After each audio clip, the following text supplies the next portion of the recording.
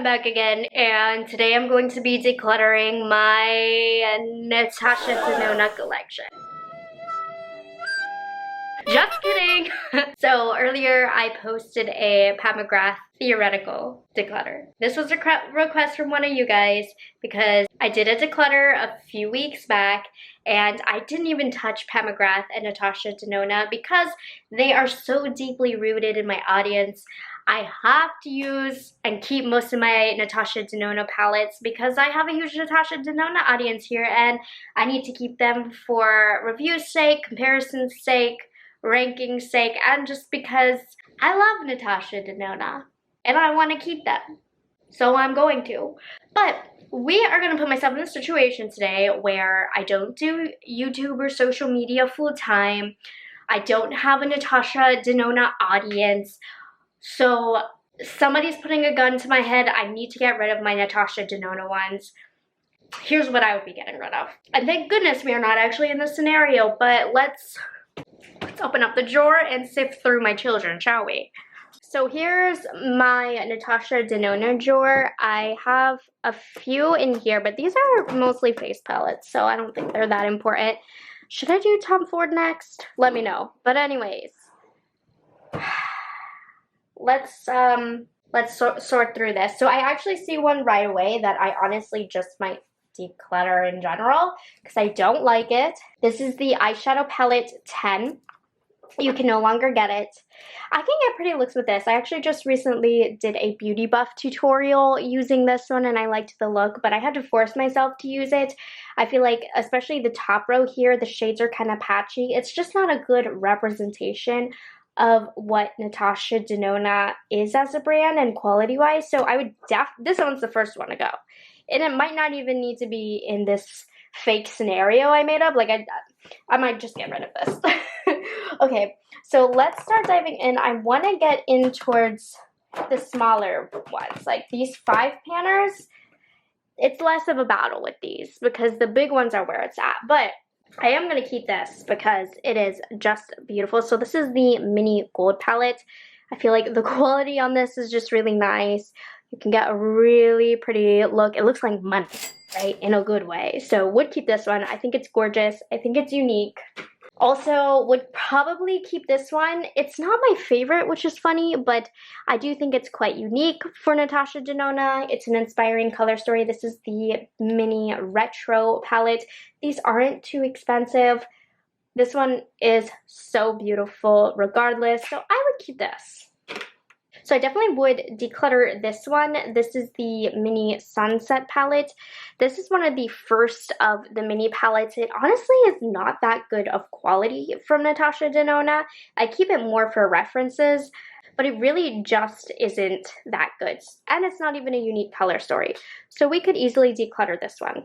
I'd also declutter this one. This is a baby Biba palette. I keep this around because I don't even know why I have the Biba palette. I don't know. I probably could get rid of this one as well. I don't even think I've swatched this, so this one would be good for a giveaway. Anyways, this one would definitely be decluttered. This one is beautiful. So this is the mini Biba. I really love this, but again, I have the full-sized Biba, and I feel like you couldn't pry the Biba palette out of my cold dead hands.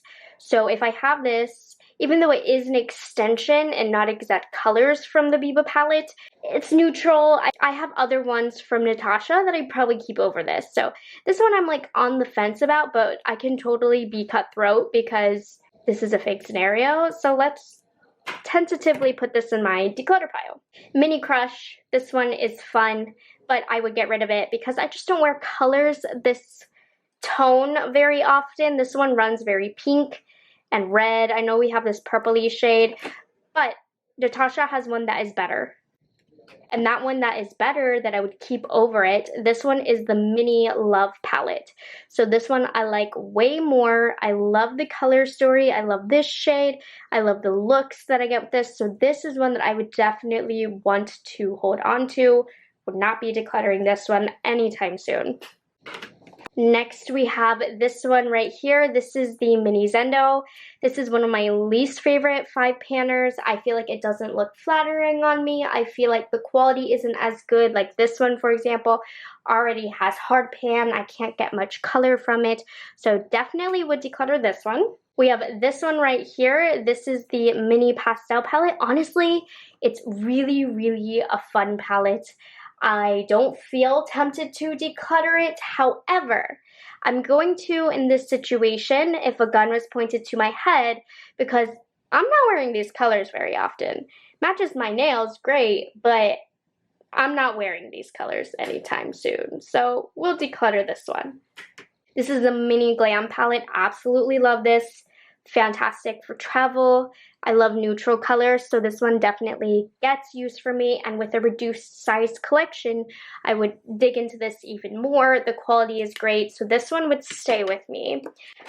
As would this one. This is the Mini Star palette. I don't even have the full-sized Star palette, so that's more of a reason to keep this. I love this grungy dark green. Great neutral matte colors, a fun little pop shade here. Would definitely have to hold on to this one. This one is going to have value in my collection. Now I think this is one that I would declutter. So this is the Mini Metropolis palette. Just not my favorite colors and not the most unique colors, right? All of these, I definitely have a lot of colors from, even if my collection were more minimal. These aren't unique colors. I don't find the formula to be bad, but again, the formula itself is not worth keeping, so this one doesn't excite me. I honestly forgot about it, so that says a lot. I think I'd also declutter this one. In fact, ColourPop has an exact dupe for this palette that I'd even argue might have better qualities. So this is the Mini Xenon palette, and I love this grayscale kind of color story. Even though it's not one that I reach for, I do think it's very necessary in a collection, but I know you can get the same at a more affordable price, so I don't think that this one stands out to me, so declutter that one. I'm kind of on the fence about this one. This is the Mini Bronze palette. It is very, very pretty, but I do have the full size of the bronze palette, but here's the catch. This bronze palette, beautiful as it is, every single look I do with this palette looks the same. So I'm almost tempted to save space and keep the mini bronze and then get rid of the big bronze, right? Because you can get the same looks. Obviously this has more shimmers, but these shimmers aren't what I would exactly deem as unique. So even though I love this bronze palette, it is a bit redundant with the amount of shades since the looks look the same. So I think we could declutter this one. We'll make it interesting. And I would keep this one in place of the bronze palette. I feel good about that. Now, I definitely will also declutter this Mini Lila palette. This was the very beginning of these 5-panners. I truly believe she skimped out on the quality on these. It's also quite old. I remember wearing this in college, which was in 2018. So yeah, I'll declutter this one. It's old and the formula is not special. Okay, now these two are pretty special because these were limited edition. This one I need to repress. I'm just too lazy. But you can't get these anymore. So I don't know. Like, I don't feel an attachment to the color stories themselves. Okay, so I think I would get rid of this one. This is the Holiday Joya palette. Really beautiful, but quite warm, not too special. But I still want to keep a memento from the collection, knowing that I have a collector's item. This is the Eris palette. I feel like the color story is more fun, it's more unique, so I'm going to keep this one. Okay, now we're into the bigger palettes. This is when it gets interesting. I have less emotional attachment to the smaller ones. So we'll start off with this new guy. This is the Love Face palette. This just recently launched in the last month. And I love the eyeshadows. I do feel like they could have added another shimmer. And I really don't care for this blush. It's extremely unflattering. And I have a lot of Natasha Denona highlights. So I think in the grand scheme of things, this is more packaging than it's worth. It's a space sucker. I mean, not technically, but it's a bigger palette. And I don't feel an attachment to this one. So theoretically, hypothetically, whatever, I'd declutter this. Now, retro palette, I will die with this one as well. Like, this one is amazing. It's one of my all-time favorite color stories. The quality is great. The size is perfect. This palette is simply just perfect. So absolutely will not even get rid of this in a fake scenario. The Sunrise palette, I honestly don't really think about too much. It could be decluttered. It also reminds me a lot of the Bronze palette that I decluttered. I don't reach for these shades that much. It's a fine palette, but it doesn't speak to me. And I feel like Natasha Denona has so many palettes that speak to me. So when I'm kind of debating between in my head, no, I'm definitely keeping the gold palette over this. It was between this one and the Zendo. Yeah, okay. I don't like the Zendo palette. I feel like the colors work weird together. Some of the shades are a little harder to work with. So I'm going to declutter the Zendo palette because I've never been a fan of this one. This is one of my least favorite ones. But to keep these warm tones, I think I'm going to keep the Sunrise palette, but it's not one of my favorites. So this one is kind of like teeter-tottering between the edge, but I think it makes sense to keep it. I'm kind of struggling with the Love palette because I really do like it. However, this is not Natasha Denona's best quality.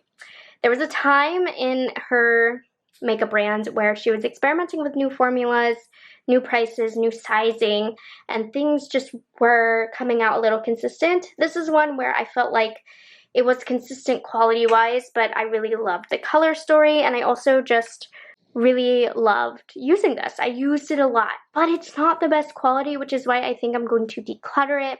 I have the Mini Love, which kind of represents it, and the Retro Glam, and the Glam palette and the Retro palette I have now. So it hurts me to declutter this one, but if I have to keep the best of the best, and this is not the best of the best. Okay, this is, however, the best of the best.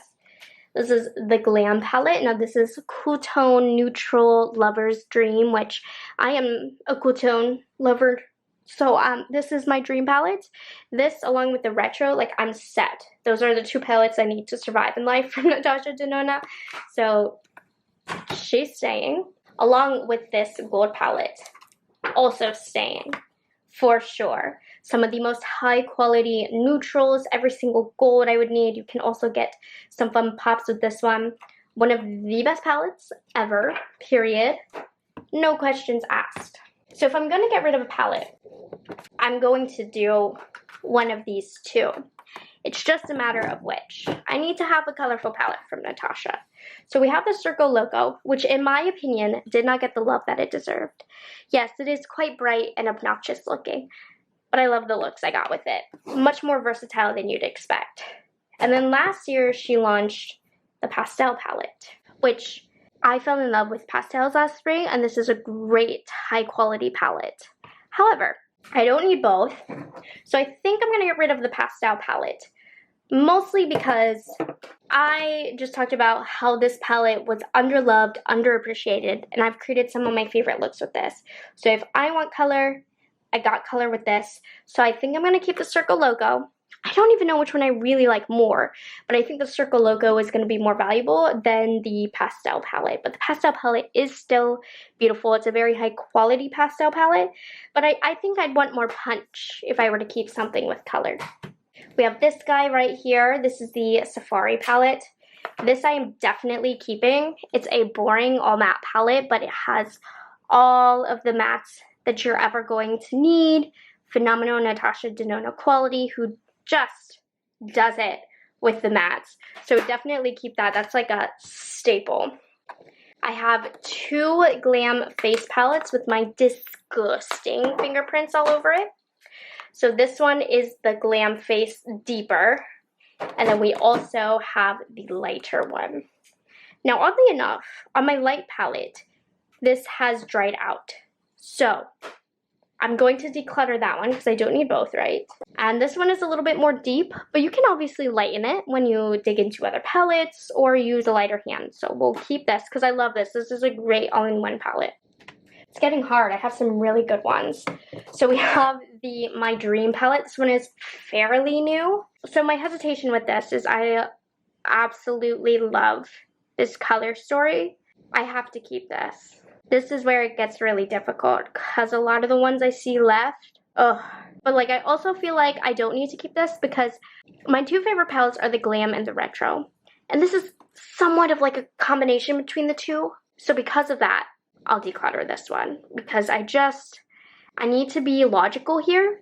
And as much as I love this one, I love my Glam and Retro more. Now, funny enough, we have the actual Retro Glam palette. So beautiful, so unique. I have to keep it. But you know what, you guys? I didn't even end up loving this palette as much. It just didn't translate to the eyes as I was hoping that it would. It's so beautiful,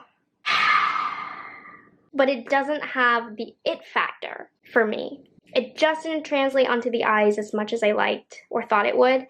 It didn't translate, like the looks just didn't, I don't love the looks that I get. And I love visually, it's very pleasing to me, but it doesn't do it for me on the eyes.